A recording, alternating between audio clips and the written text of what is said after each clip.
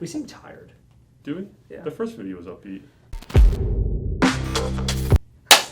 Do not clap at the same time. It was exactly the same time. That my is a clap. feat. What's up, people?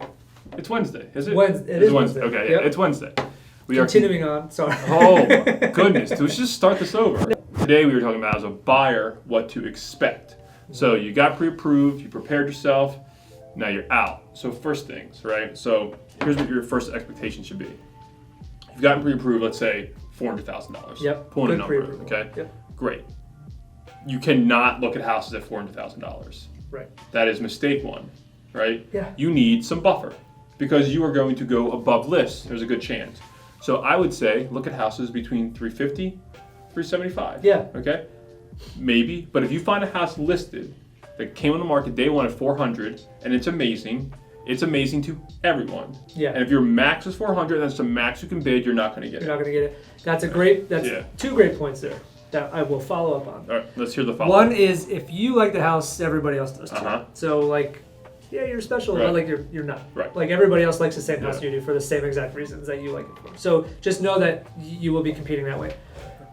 Two, and we talked about this yesterday, you probably will need more cash now than you would even a year ago. Right. So if you're approved for 400 and you're looking at 350, 375, you have the cash reserves to not ask for seller credit, Right. which you won't get anyway. Right. So that's a good point. Yeah. Like asking maybe 50K underneath or looking 50K underneath your Right. max allows you to have the cash at hand to make a really competitive offer versus like kind of just wasting your time. Right. So now you've started to look at houses. Yep.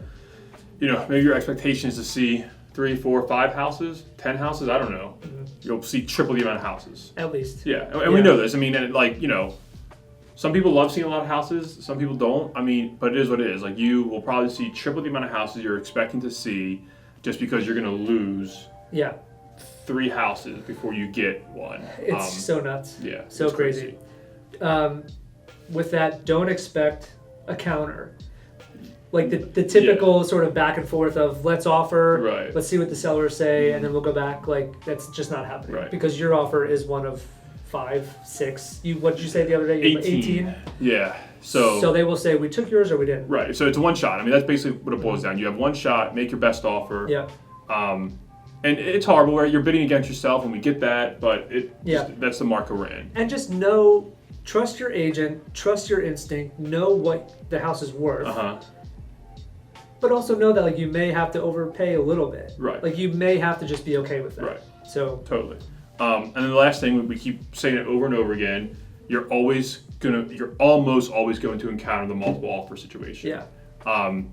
It's just the way the market is. Again, inventory, all this stuff, but you know, so when you're going through the process, just expect all those things so you're not surprised. Yeah. And I think if you're expecting it, you'll get through it easier. Yeah, it's tough as a buyer right It now. is. It's very tough as a buyer. Don't lose hope. Yeah. Keep your chin up. You'll get one. Attaboy. See you Thursday. Yeah. All right.